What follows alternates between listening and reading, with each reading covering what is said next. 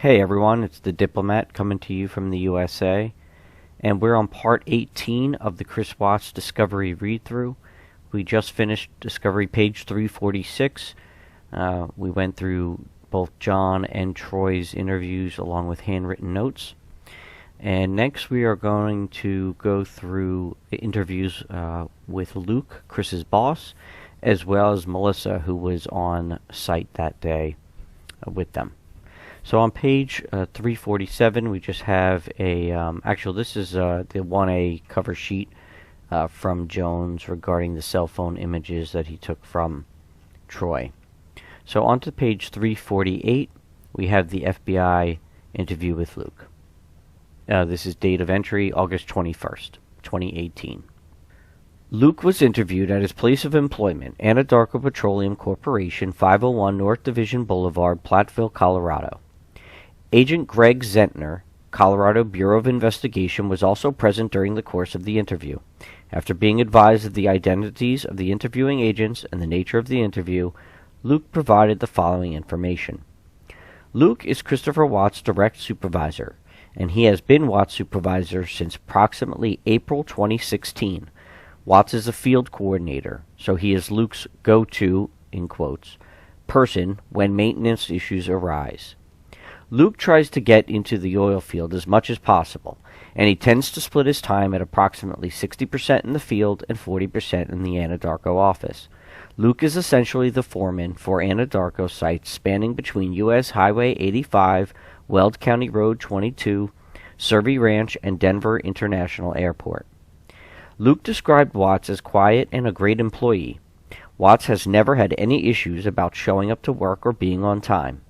Watts' children have had some health issues, but Watts has always called Luke to advise him if he needed to take time off to tend to his children. Watts is an introvert, and he does not like attention. He does not get excited, but since the disappearance of Watts' family, he has appeared on edge, in quotes, and flustered. Watts told Luke that he had nothing to hide, in quotes, and he had moved his work truck away from his house in order to protect Anadarko from any media attention. Luke does not believe Watts has any family in Colorado, and Luke is not familiar with any Watts friends. Luke believes Watts moved to Colorado because he and Shanann visited on vacation and liked the state. Luke is not aware of any with grievances against Watts or his family. Luke has no reason to believe anyone would jeopardize the safety of Watts' family. Watts had scheduled time off from July 31st through August 7, 2018 in approximately June 2018. Watts returned to work on August 8th and 9th, and he took August 10th off. Watts is currently working Monday through Friday shifts, which he has worked for approximately the past year.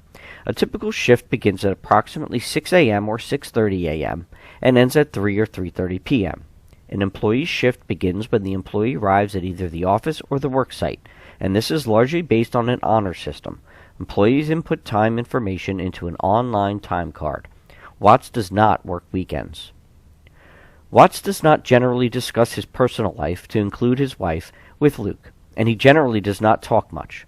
Luke and Watts do not associate with each other outside work. Luke considers an employee's personal life to be personal as long as it does not affect work performance. Luke was aware that Watts was having some marital issues, but he was not aware of specific details. Luke last physically saw Watts on or about Thursday, August 9, 2018. After Watts' family was reported missing, Watts told Luke that he may be staying with a friend in the event Luke saw unusual activity on his work truck's geotab monitoring. Luke explained that Watts was aware that his truck had GPS monitoring that was tracked by Anadarko. Work trucks can be used for minor deviation to and from work, and Watts told Luke that he would not be staying too far from his home address. Luke explained that geotab pulls location data approximately every 5 to 100 seconds. Geotab documents other information such as when the vehicle is turned on or off. Anadarko switched to geotab from another provider in approximately May or June 2018. On Monday, August 13, 2018, Watts went directly from his home to Survey Ranch 319 with follow-up work at Union Pacific Railroad Company, UPRC, 1029. Luke is not sure when Watts actually arrived at Survey 319. Luke generally arrives at the Anadarko office around 6 or 6:30 a.m. and he saw Chad and Melissa at the office at approximately 6:30 a.m. on Monday. Luke believes that Watts posted on GroupMe that he was at Survey 319. Maintenance at Survey 319 and UPRC 1029 on Monday the 13th was basic routine stuff, in quotes. Watts and the other operators were troubleshooting a line at Survey 319, which should be easily accomplished. Operators would have a checklist to follow that would likely take a couple of hours to complete. This would involve isolating the problematic line in order to repair it. Survey 319 and UPRC 1029 are not monitored by video or any other method of access control. Watts left the batteries in the early afternoon. Watts called Luke and told him something to the effect of, in quotes, "I can't get hold of Shanann. She's not home, and she should be there." Luke heard from Watts via telephone again later Monday. Luke's superintendent had asked Luke how Watts was doing, and Luke requested an update from Watts. Watts explained that his wife's wallet, purse, keys, and identification card were at his house. Watts had gone to his neighbor's house and asked to review the neighbor's security camera. Watts noted that he had not seen any activity except when he got into his work truck in the morning and departed for work. Watts had discussed returning to work with Luke.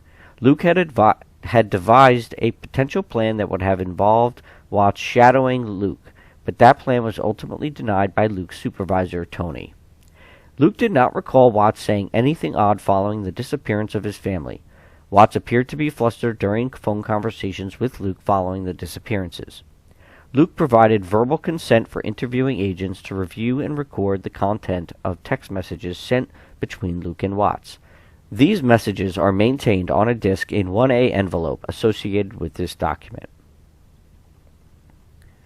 Okay, now on 352, we have Jones's handwritten notes from his interview with Luke on August 15th.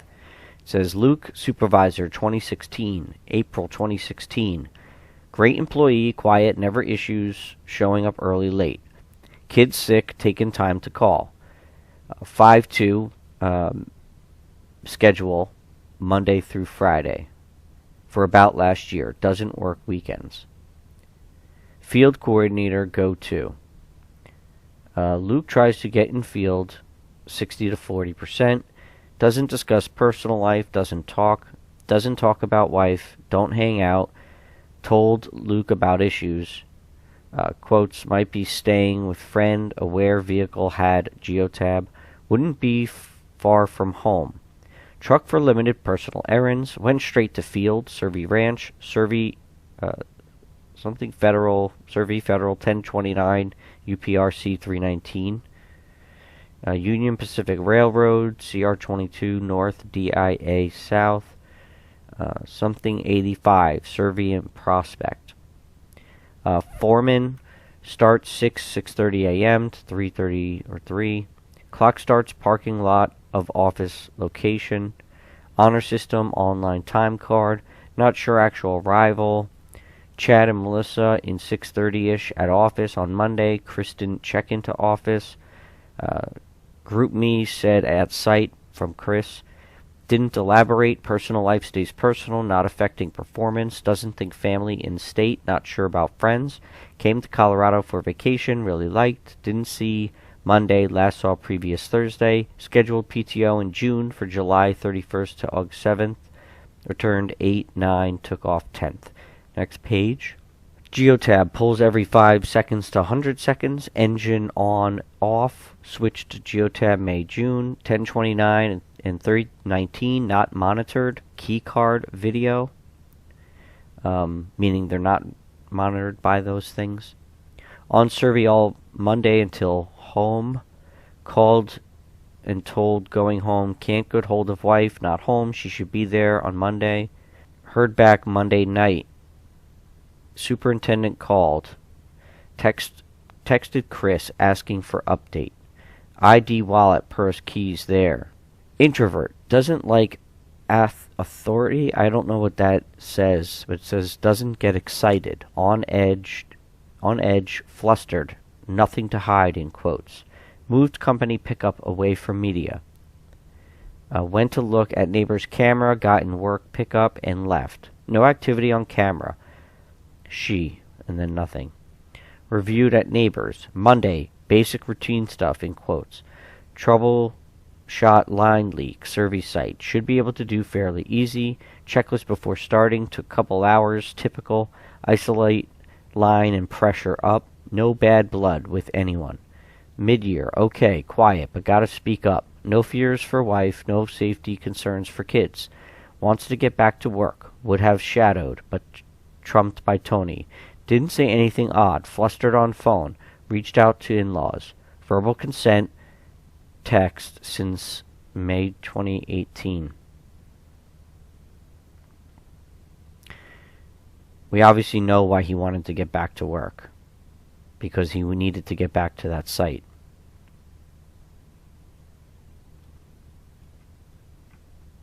It's got to be why. Okay, now we have just another physical 1A, 1C cover sheet.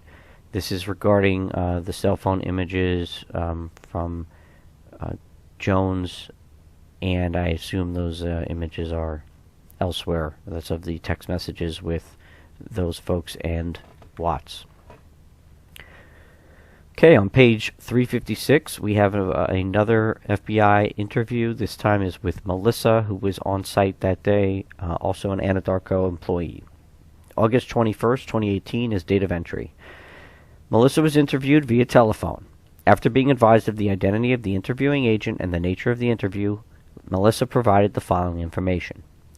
Melissa began employment with Anadarko as an operator in approximately May 2018. She met Christopher Watts toward the end of June 2018, and she is on the same Monday through Friday shift as Watts. She generally sees Watts about once a week during the course of her training in the oil field and at the office. Melissa is aware that Watts is married with kids. She knew that Watts' wife was recently out of town. Watts talked about his daughter with Melissa on occasion, and his daughters seemed to be, quote-unquote, his world. Melissa described Watts as very knowledgeable, hard-working, and easygoing. She never observed him complaining about family, home life, or other matters, and she observed him to joke a lot. Watts' nickname were the Silver Fox, due to his appearance, and, quote-unquote, the Rain Man, due to his extensive work knowledge. The Silver Fox and the Rain Man. Melissa was not aware of any issues or troubles with Watts' family. She was not aware of any enemies, concerns, or fears about associates, family members, friends, or other individuals. On Monday, August 13, 2018, Melissa was assigned to work on Survey 319 with Watts and Chad. Melissa and Chad arrived at the Anadarko office at approximately 6 a.m., and they left the office around 7:45 or 8 a.m. Chad and Melissa drove together, but in their own work trucks. They stopped along the way at the quote-unquote Bat Cave to try to find some parts for work, but were unable to locate the necessary items. Melissa believes that she and Chad arrived at Survey 319 at approximately 8:25 a.m., but she referred Ryder to the GPS data on her work truck for an actual timeline. Watts was already at the site when Melissa and Chad arrived, and she was not sure how long Watts had been on site. Watts had a shovel, and he was digging a small hole near an oil tank. Melissa believes the hole was approximately a foot wide and 6 to 8 inches deep. If you have any more information on this hole that he was digging, I'd appreciate that if you commented. Alright, page 356. This was Melissa's first time at Survey 319, so she was not aware of anything strange or unusual at the site. Survey 319 contains 2 tanks, a pit, and a separator. Watts greeted everyone and explained what was going on with the equipment. Melissa did not notice anything odd about his behavior. He did not appear tired or different than normal.